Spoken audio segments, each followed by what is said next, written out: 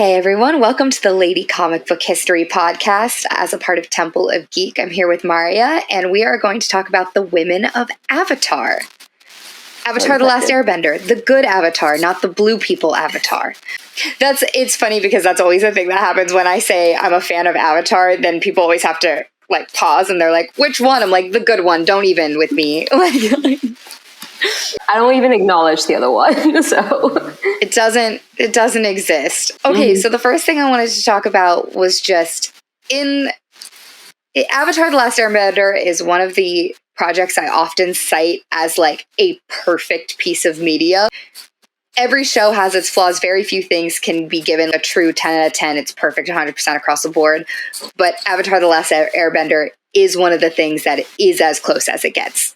And I think that's shown through those of us who grew up with it and are still able to watch it as adults. Those of you who just now watched it as adults and are still huge fans of it. It's for kids as much as it's for adults, and that's something that's really hard to balance. But the thing I have always loved most about it is the female characters and the way they're written in the cartoon. Katara is the one I have always connected with the most. So let's start with, who is the one you latched on to the most? Katara is literally all of us in a way. I will admit that Katara was one of those characters I loved her, and then it went down, which we'll talk about why. It has to do with the ships. It's very much not Katara's thing. It's very much how people ship her. But Katara is one of those characters, and there's no way a woman does not see herself in that character, because just the way that she's so honest and real, her anger, her just also the product of circumstance of her needing to be the mother, the one that has to be most responsible. But at the same time, she's silly and goofy and is down for a good bit. So she is literally all of us. And I think it's just so natural to see yourself in her. And that's, I think, why I got frustrated with her at times. Because I'm just Katara, you don't have to be their mother. Yeah. You don't have to be with the boy. Just don't do it. Be your own person. But Katara is just such a well done character. And I think especially love the fact that she's such a master bender, and her journey with bending. It's not just her trauma. It's also just what she ends up accomplishing aside from everything. One thing I really love about Avatar is that they have the foundation first, and then they get into the backstory. And I think that's what adds to why it's such a masterpiece, because it does such a great job of exposition and showing us the story, having you connect with these characters and then explaining them sort of. And Katara is a master class of that. Even better than Aang, I would say. They do that with her so well. Yeah, I agree. I as someone who was parentified too early in her life, that was probably the main connection I had with Katara. And that is the first thing that pissed me off about the live action, was making Sokka the mature one immediately betrays both of their characters. And don't get me started with live action Katara. It's just such a disservice to her. Well, and then that final big moment, what was supposed to be a big moment when she's fighting Master Pakku to be able to be trained, there was just no emotion tied to it at all. From her or Sokka, that was just completely gutted. It was very hollow because she wasn't angry. The animated version, she fights with frustration and anger, and everything she'd been holding in their whole journey up to that point just gets unleashed. And I literally cry every time I watch that scene because I can feel her anger and her frustration. And that just wasn't there in the live action. And that's why it just made me so mad. At all. They didn't they stripped her of her anger the whole time. I don't know. I have a lot of feelings with the Netflix adaptations, but I always feel they made it too good. They didn't want any controversy, so they stripped the sexism with Sokka, but then they stripped Katara's anger. And it's almost as if they didn't get why that was so beneficial to her as a woman. They were just, angry woman bad. And it's no, it's nuance. It's layers. It's realistic of a child who lost her both parents during a genocide. Of course she's angry. I think the actress that plays Katara is actually really sassy and angry. So I'm just she's cast very well. But it's well, then why did they write her without those very angry tones and moments? And so she was very capable of it. And she has that sass. You can see it in even her audition tape. So it's she was capable of that level of character. So it was very much the writing and the direction, because the first episode was so terrible from all the performances. Every single actor sucked in the first episode because the direction was very wooden. They're like, no, less emotion. I'm like, these are children. They have the most emotions. And the reason I know it was the direction is because immediately in the second episode, it felt like a hard switch. I was like, oh my God, you're letting them act. Crazy. Yeah. You're letting the people you hired do their jobs. Insane. Mm-hmm. So you can tell when it's the direction going, no, smaller, and when they just let them do their jobs, because it's such a drastic difference. And so I know everyone was casted very well, besides Sokka. And it just, the writing and the direction just didn't allow them to have the full character moments that they were supposed to have. As far as stripping Sokka's sexism goes, this is, I think the problem with the live action can be boiled down to, they clearly watched the source material, but they didn't understand why certain things were the way they were. Mm-hmm. They didn't bother understanding this is why this is placed here. So when they took things from book 2 and book 3 and put them in this first season, I'm like, you just effed up so much character stuff. Like, this is... And now that season 2 and 3 have been announced, I'm like, what are you going to do? You just took 4 episodes worth of material and just shot yourself in the foot. Like... Yeah. And, oh my gosh, I don't want to go on for like a rant for the live action, but the thing is, like, they made these hour-long episodes, and I know season 1 is 22 episodes, but it's like, okay, but you have 16 hours worth of, like, there was only a 2-hour difference time between. Yeah, exactly. Yeah. And yet, so they had enough time to add so much of season 1. And yet, then they added season 2 and 3 into it. And it's like, but why'd you do that? There was so much of season 1 that's what the beauty of the story is like that build, that's character development. It's Aang learning to waterbend in season 1. You mean how he didn't do at all in the first season of the live action? No waterbending happened from Aang. We're like, he didn't touch water at all. What is season 2 going to be? He's going to have to learn so much in a very quick time. And the reason that concerns me, the reason it concerns me that they took away Katara's anger and all of these really important moments is because when we get to Toph, who is arguably one of the best women written in TV history for so many reasons, and we're going to get into it. My favorite being that she is a strong woman, but if you look at, and we know Avatar is a bunch of different Asian cultures pulled into each other, but the pressures of being a young woman in the society and in the specific family that she grew up in, for her to not only go against that and be like this underground WrestleMania earthbending badass, but also soften enough to open herself up to friendships and to being a teacher, and also maintains her femininity. Like, that is a crazy amount of stuff to have accomplished in a child's freaking cartoon, and it has yet to be matched by anybody in any character ever. And considering when Avatar Last Airbender was written, like, it is just like a standard that, like, it can be done, and it doesn't matter like what time it is. It doesn't matter if it's woke. Like, it's just trying and caring. And also, like, the disability representation, like, hands down, one of the best disability representations we've ever seen.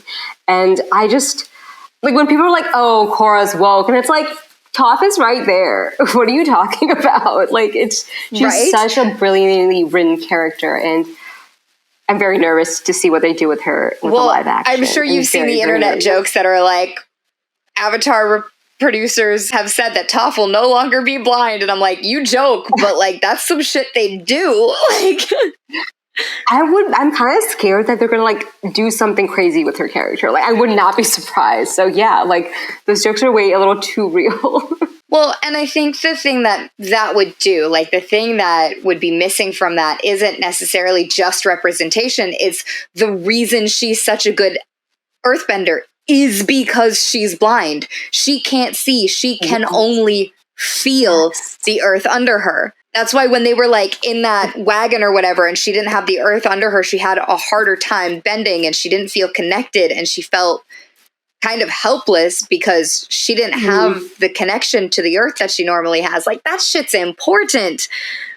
Yeah. And I don't think the showrunners get that. Like, it's like you said, like, they watched the show, but they didn't get it fully. And I feel like those are those moments that they're not going to get. And, like, going back to, like, Katara and Toph, I think one of my favorite things is that they're, like, bonded and fought at the same time. Because it's, like, it's such an honest look into female friendship. Because it's, like, I think a true female friendship has its fights, has its, like, problems. Like, I have this conversation with my, like, adult female friends all the time. But, like, if we're not arguing a bit, then what are we doing? Like, then we're not getting better. Like, we need to have opposite sides to grow and understand each other. And, like, Toph and Katara's back and forth, but also ultimate understanding to need to bond, to, like, stick together is, like, so beautiful in this very, like, masculine, like, world of Aang and, like, Sokka and Zuko. So, but, like, they didn't show that part of Katara. So, like, how are they going to... they're going to have a lot to, like, catch up on in season 2 if they're trying to do it all. Yeah. Well, I also feel like a lot of times as women, we're normally put into two camps. We're either girly or we're tomboys. And I think... that what the show did so well was, obviously Toph was the tomboy and Katara was the girlier girl. And they do poke some fun at each other in that vein.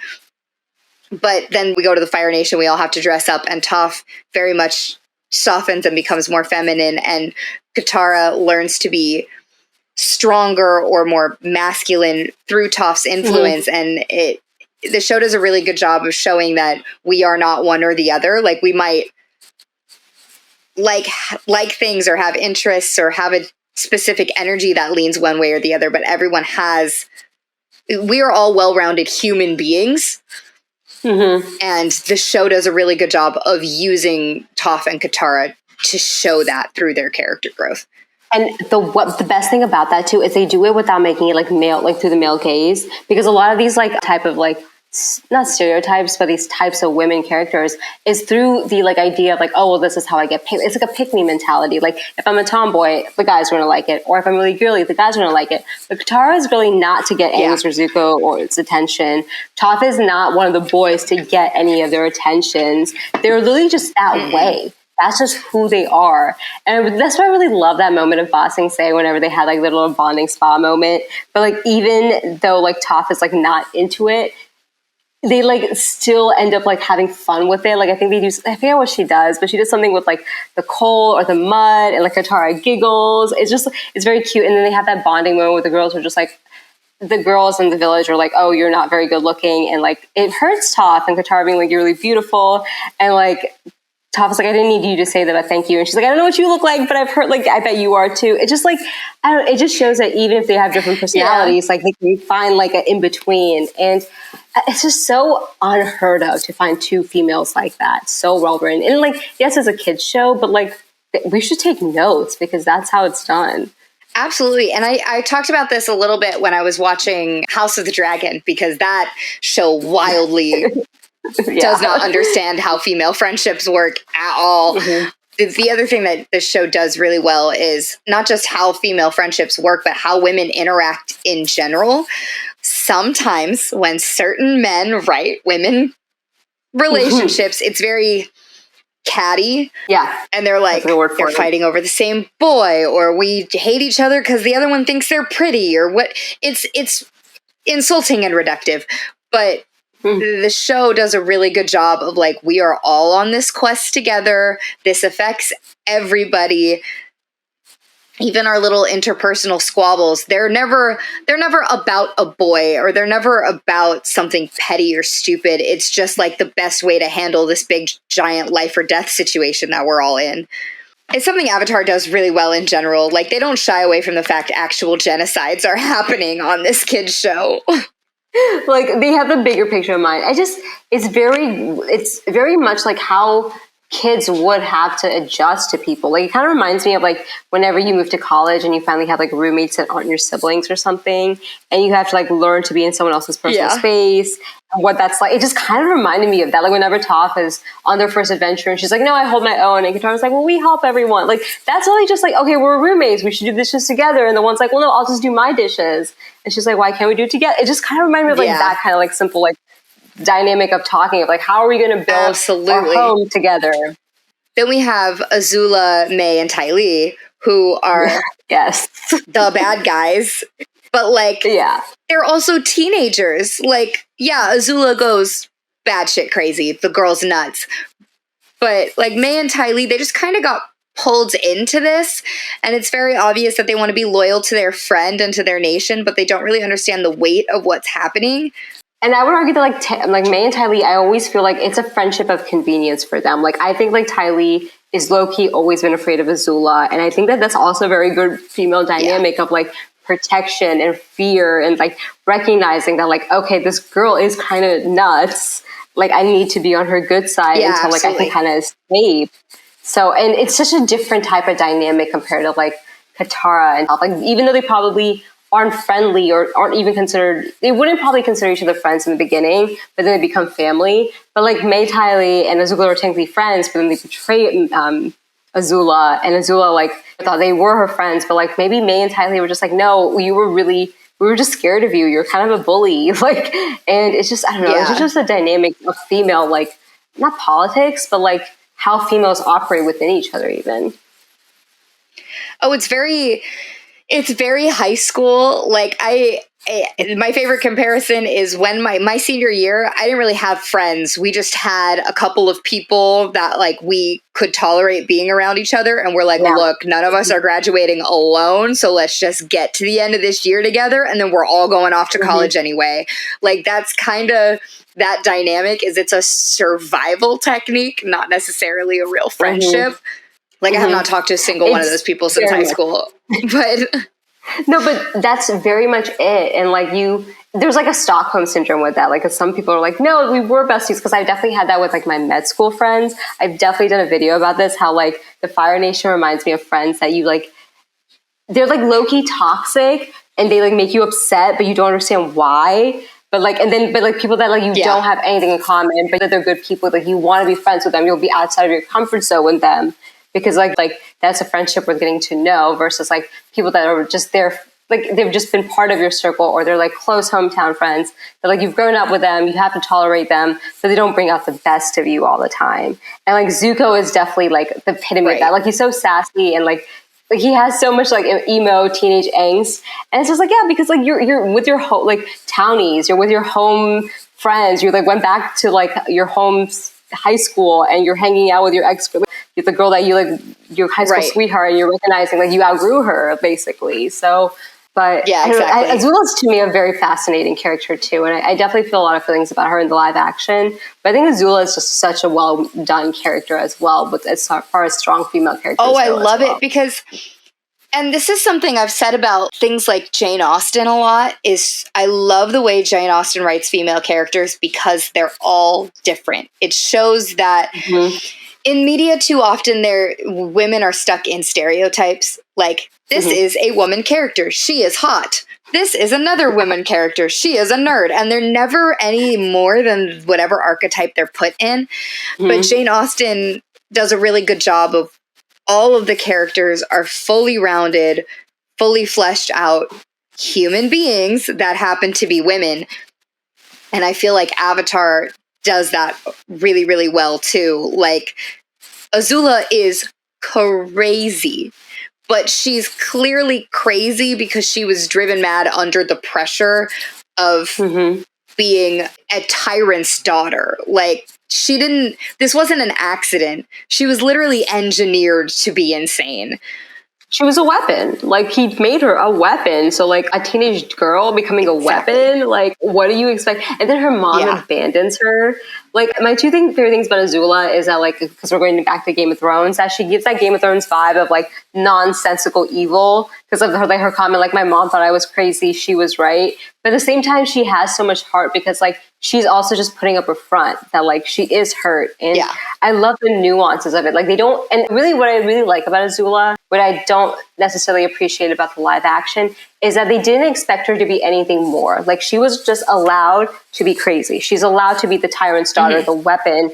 She's allowed to hunt her brother. Her Uncle Iroh was even like, no, we're not going to try to, like, reason with Azula. She's unreasonable. Right. And then but we as an audience are allowed to see the layers of this character that, like, well, she's also banned by her mother. Her father is a terrible person.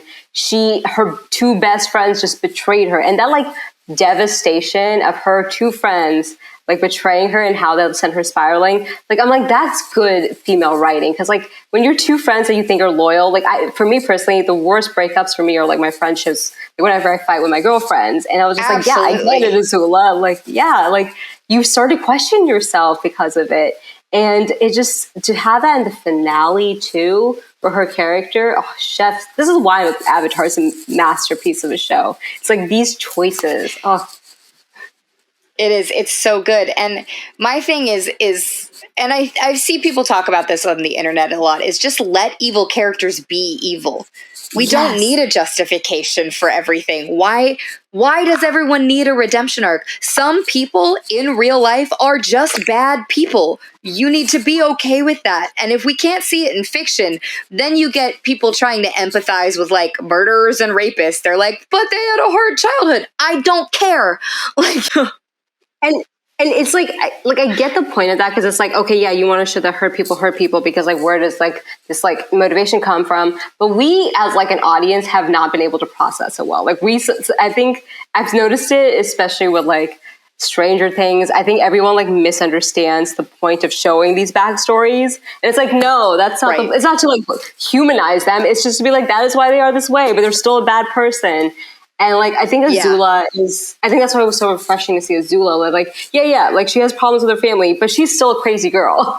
And, like, I just love that they leaned into it, especially for a woman. And I think at that point, we had seen just how much Zuko had gone through. So you see them go through, like, these parallel paths. Like, they both went through trauma.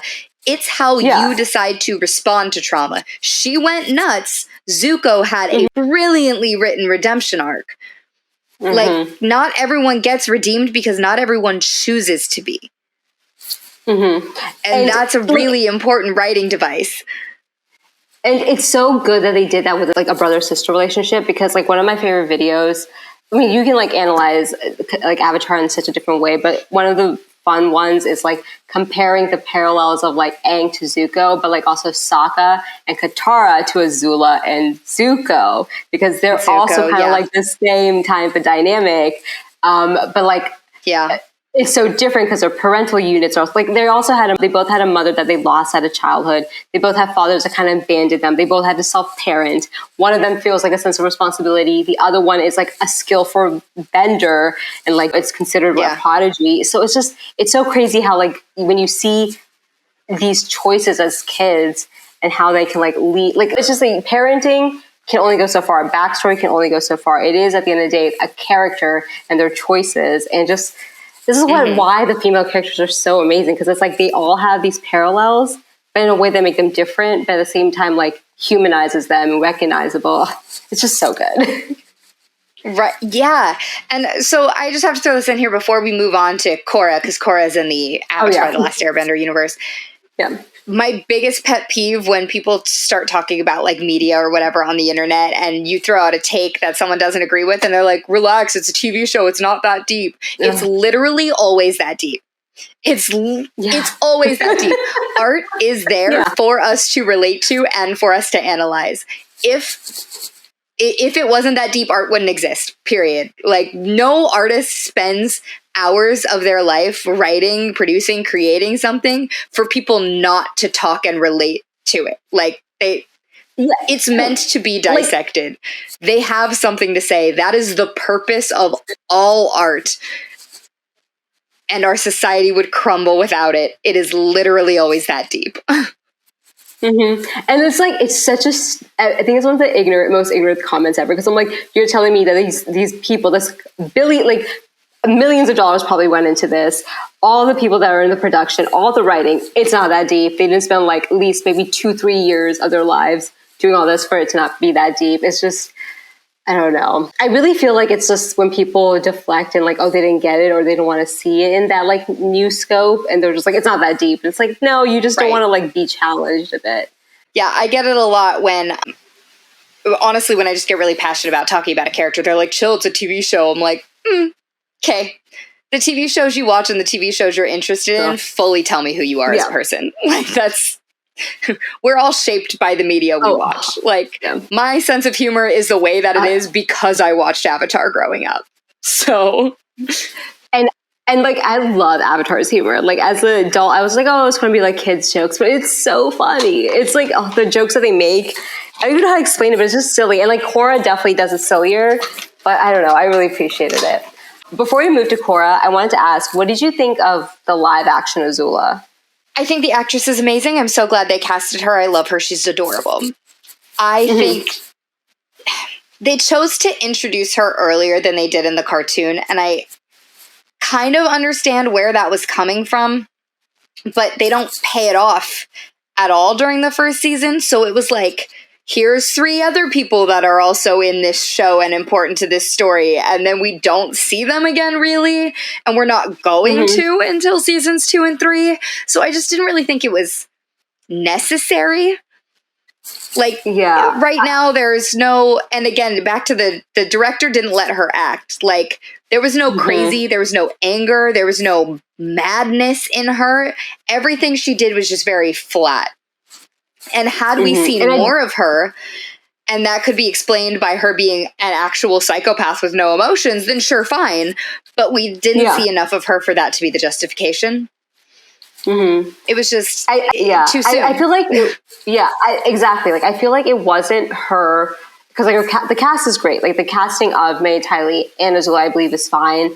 I just feel like it was unnecessary. Like, I think that they try to rush her and add her, and like, I almost feel like it did her an injustice and inservice, and that's why there's been so much backlash. I mean, the backlash is very like disgusting, the way people are acting towards this child, but like, I also just feel like it wasn't fair to her. Like, they shouldn't have introduced her so soon. And it was just like, kind of sad for her. I was just like, I think one of the best things about Azula is that she's introduced later. And like, I've had this argument, that's what I wanted to ask you, because I've had this argument for so many people that are like, why wouldn't they introduce Azula though? Like, why does it matter? And I'm like, because like, that's like Azula's charm. It's like, we don't know who this character is. And then we see her in season 2 and we're like, oh my God, this character is ridiculous. Like, where has she been? So I almost feel like they did a disservice to her. Well, they did a disservice to her and to Zuko and to the story, because they just, again, they didn't understand why the cartoon did what it did. Like, the pacing and the introductions and when the storylines happened were all there for very specific reasons. And by introducing Azula so soon, what it does is it takes away any tension or suspense or fear from Zuko to confront his sister. Like, all of that is just like gone because there's no build up to it.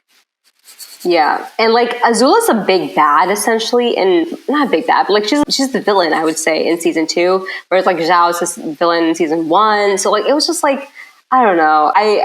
This is what I meant, like, with the choices of like, okay, you had 16 hours, you had so much to do in season 1, but then you added so much of season 2 and 3. Like, what is season 2 even going to do? Like, I am very curious. I'm like more curious than I am excited to see what season 2 does with the live adaptation. I don't want to watch season 2 and 3 for reasons of I know it's going to be terrible, but also I feel like for journalistic integrity, if I'm going to continue shitting on the show, which I am, I'm going to have to watch it so that I can cite specific sources for why it's bad. That's why I made myself sit through Madam Web. I've sat through lots of bad things just so I can be specific for why this thing is bad. Korra is also part of the Avatar world, but she's treated very differently by the fandom. Yes. Very well said. Why do we think that is? I wonder why. I am a Korra stan until I die. Like, I love that girl. Like, I walked into like Legend of Korra not knowing if I would like it, because I was just like so excited about Avatar. But like, how do you not love Korra at the end of it. Like, you cannot She's not adorable. love her. It's literally the cute, like her introduction scene. I'm just like the girl with the little pant leg up and her little belly show. Like, you're mad at her, and like literally so many people.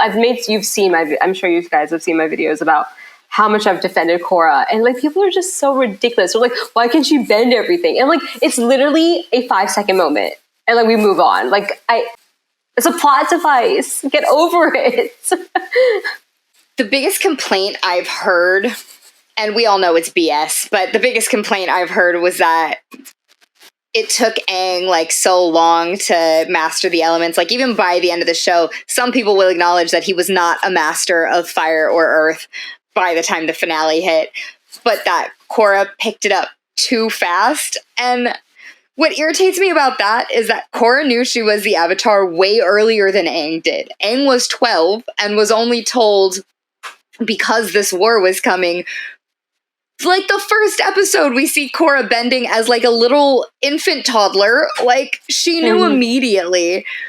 So obviously she was going to have more time and more training, but we also saw her fail at airbending over and over and over and over again because she couldn't control her emotions. Yeah.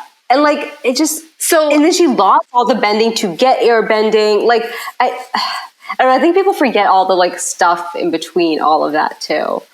It's also like so not important to her storyline. I think that's what gets me. Just like her being a good bender doesn't make a difference into her being accepted as an avatar, though. Like it was really crucial for.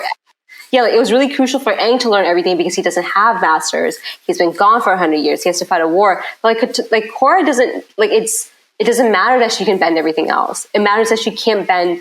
She can't airbend. She can't connect to her past lives. She has no spiritual connection. No one accepts her as the avatar. She's not socialized at all to humans because she's been like isolated and in training as the avatar since she was a child. She has no identity.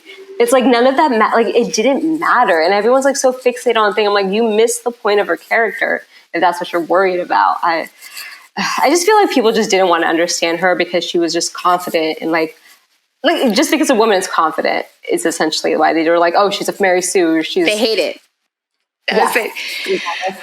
That's my biggest pet peeve because no one actually knows what that term means. I did a whole article about it because I kept hearing people call Korra and Rey and Katara, friggin' Carol Danvers Mary Sues. I was like, you don't know what that means. Oh, yeah. First of all, it's a made-up term used in a Star Trek fan fiction to make a point. Like my dad used it one time. He's like, because we were talking about Star Wars, and he's like, well, Rey is a Mary Sue. I go, if you can tell me what the definition of a Mary Sue is, then you would also have to accept that Luke is a Mary Sue. What are you talking about? That's the thing that gets me is just like, if anything, I actually made the video but I never posted it, but like Aang would be considered a Gary Sue then too, if you want to say it. Luke would be. So would Anakin Skywalker. In general, the term needs to be retired because like no one uses it correctly anyway. And like, I don't know, for me, like Bella Swan is like a good example, but no one brings the Bella Swan because no one thinks of it in like that sense. Because but you're right. Yeah. That's a perfect character to bring up because her character is literally just an archetype of another character that is just shallowly, badly written. That is the perfect character example to use. And that's fine. Like that's it. Like that's what it's supposed to be. But everyone's like putting it into like sci-fi and like it's action and fantasy worlds, and it's like now you've lost the point. Like you've lost the plot of the term. Yeah, it's just misogyny now. Like I've been thinking about just putting like a terms and definitions page up on my website that's just like, this is what fridging is. This is what a Mary Sue is. It's so funny because Google is free. You could literally Google it. It's like there's like literally a site for these things, but I'm like, since no one else is looking it up, you might as well just put it up too. Like, because clearly no one uses Google apparently, right? At least on social media. Yeah. Well, the people arguing these things can't read, so I guess it wouldn't matter if they did anyway. But the biggest thing with Korra is the relationship, the way she navigates relationships in her show. Like, obviously, it's still an ensemble cast the way Avatar was, in a sense, but I feel like Avatar focused more equitably around the whole group, whereas Korra is very much Korra's story and how other people fit into it. Mm-hmm. And I loved that because I'm like, oh, this is a proper like Avatar story. Like we're just seeing the story of a different Avatar, and she just doesn't have the same intensity and support system as Aang did because she's not in the middle of a war. Like this is post Fire Nation. Like the world has changed, and therefore the way the Avatar operates in the world is going to change. And I think that's something the fans fail to understand also. Oh, yeah. Because, like, it's very much like you said in the beginning, like, Avatar is a masterpiece. It's one of the best written shows, like, of our time. Like, I'm saying that as a person that watched it as an adult. But, like, Avatar is great because of, like, the themes of genocide and the fact that there's, like, the Zuko redemption arc at the same time. And it's also, like, talking about, like, and then it has all these wonderful characters. Like, there are many reasons why Avatar is as good as it is. And it's really hard to compare anything to it. But this is why I think the whole argument of like people like, oh, judge the live action as its own identity. But it's like, well, you didn't do that for Korra. So like, why would you do that for the live action? Yeah. When Korra is literally just meant to be an Avatar story. And it's, I don't know, the fan base gets so frustrating outside of the projects. Like Avatar, The Last Airbender, there's definitely like arguments of like, the shipping is annoying, but like then when you get outside the projects, that's when like the fan base gets so like irritating to have a conversation with. Yeah, oh, absolutely. And here's the thing. You don't want me to judge the live action as its own entity, because that's its own entity. It was a rushed, plot-driven, very hollow piece of messy garbage. As an adaptation, the beat for beats were not bad. They included most of the things they needed to include in season 1. My ranking as an adaptation is a lot higher than my ranking as an individual entity. So you don't want me you don't want me to judge it as its own thing, because as its own thing, it's very bad. I think as an adaptation that helped. My husband hates Legend of Korra, but not because of her. He doesn't like the massive jump in like the way the world has changed. All of this lore or whatever gets filled in off screen, and that really bugs him. And I get that. That's fine. And then he also hates the fandom. He's like, I feel like the fans do a lot of writing for the show, like to fill in all the blanks and stuff. And I was like, yeah, I get that. But like, can't you just set that aside? He's like, no, I need an in-between movie. I need to know how we got from point A to point B. He's too much of like an engineer brain. And I was like, I loved Korra the minute I saw her. He was, yeah, it's because you're bisexual. I'm like, not wrong, buddy. Like, that's... Yeah, to be fair, everyone... Okay, also, that's the thing. The Legend of Korra, everyone's really attractive. There's, like, no way that, like, you're not watching that and recognizing how everyone... Like, Lin is a very good-looking character. General Iroh, Kuvira, like, everyone is so good-looking that, like, Asami... Yeah. Like... Who did the animation? It's definitely one of the shows where I was like, yeah, definitely bisexual. Okay. Because the energy also, like, I don't know how to explain bisexual energy, but Korra's got it. And I think that's one of the reasons I connected with her so well. Okay, thank you. I'm not crazy. No. And I don't know if they leaned into it in the beginning, like because of the whole like Korrasami thing. And I'm just like, I think the Mako of it all, unfortunately, is like my only thing that's what slowed me down in the beginning was the love triangle. Because I felt like it was so forced a bit. Not the relationship, it's like not like the platonic relationship between Mako and Korra, or like the romantic relationship between Korra and Asami, but like this in between of like they had to be fighting over Mako. I feel like that was just like what made it kind of awkward. And I don't know, that was just like one of the beats where I'm just like, yeah, I get that people are upset with the lore. I'm just upset that they did that. Like, they didn't need to add that part. Totally fair. Yeah. Yeah. I don't know. I think a lot of what gets Korra treated differently by the fandom is definitely that she is a female avatar, which is super annoying because theoretically we're getting a Kyoshi movie, which I've wanted forever. So I just hope people are fair to that movie. I'm so excited. See, that's the one thing I liked about the live action is I got to see Kyoshi and I love her. I was like, wait, actually just give me 8 episodes of this. That's fine. Well, Well, yeah, see, episode 2 was great for that reason, because like it added something that this like the anime didn't do, but in a way that like still fit, in a way that added to the story. Like episode 2 was so good, but then the rest happened. Yeah, I think that's also what the live action's problem was. It was so inconsistent. Like, it had really good moments immediately followed by something super terrible, and you're like, why? Who wrote this? Like, it just felt wildly bad. I don't think it was watching consistent. it gave me whiplash. Yeah, well, I think there was a lot of production issues that they're like hiding, and you can tell by the writing that like because it's so inconsistent. Oh, absolutely, because the timeline for that was so inconsistent. Like, it was supposed to be done like a year and a half ago, and it wasn't. And then they released things, and it was. I don't know. I also think they blew their production budget on some random things, and we didn't get enough APA either, so I was a little upset about that. Possible, yeah.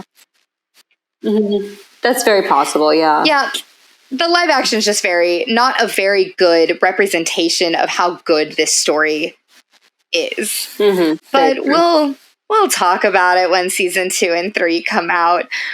I'm very nervous for what they're going to do with her. Yeah, I am too. We'll see.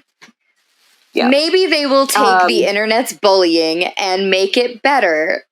We have seen it happen before. So that is so true. Maybe we all just need to bully the studios into leaving Toph alone. I think they might, because like they did that with Bridgerton. There was always like a glow up for every like Bridgerton like season, right? So it's like maybe they will with the extra like budget. Because they did do well with numbers, so I'm sure they like have more money now. So hopefully, fingers crossed, we'll see. I'm more excited about the animated like in between movies for sure. Yeah. Because they announced at San Diego Comic-Con, I want to say 2 years ago now, they announced 3 movies. We know one of them is going to be the grown-up gang. It was rumored that the other one was going to be Kyoshi because the announcement was the voice actor for Korra reading a Kyoshi comic announcing these movies. So people were kind of like speculating the hell out of what that meant. Okay. I don't remember if the Kyoshi one was actually confirmed or not, but I know there has been some changes around the production of those. But the gang one is coming first, and they are in development. Voice actors are hired and all of that. So yeah, I saw the announcements for that. Isn't there a Roku one coming too, I believe? Or did I make that up? Or maybe it's a comic book or a book. I don't know if that one was confirmed. That might just be speculation again. But there are supposed to be ones of the previous avatars, was what the original announcement had said. Mm-hmm. With the original writers and everything. Now, I know we're not getting the original voice actors back because the original voice actor for Aang doesn't even act anymore. And the original voice actor for Katara was asked, but she turned it down. So, May's I don't know. So hopefully they get them to sound real similar, though, because too many of us have it embedded in our hearts that if they like change too drastically, we're going to be like, that's not Katara. And like Katara's voice is something that we like know so well too, so I really she's so busy, so it makes sense, but like it would have been so awesome if they could have gotten her back. It's okay. I'm sure they're going to be great. I have more faith in the animated movies than I do in the live action adaptations, so I'm willing to just wait and reserve judgment until that happens.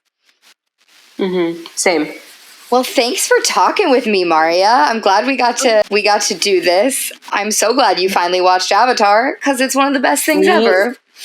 Me too. My life is like forever changed because I watched it. So thank you for having me. I could talk about the girls in Avatar all day, and I could talk about anything about Avatar all day. So thank you for having me to talk about it some more.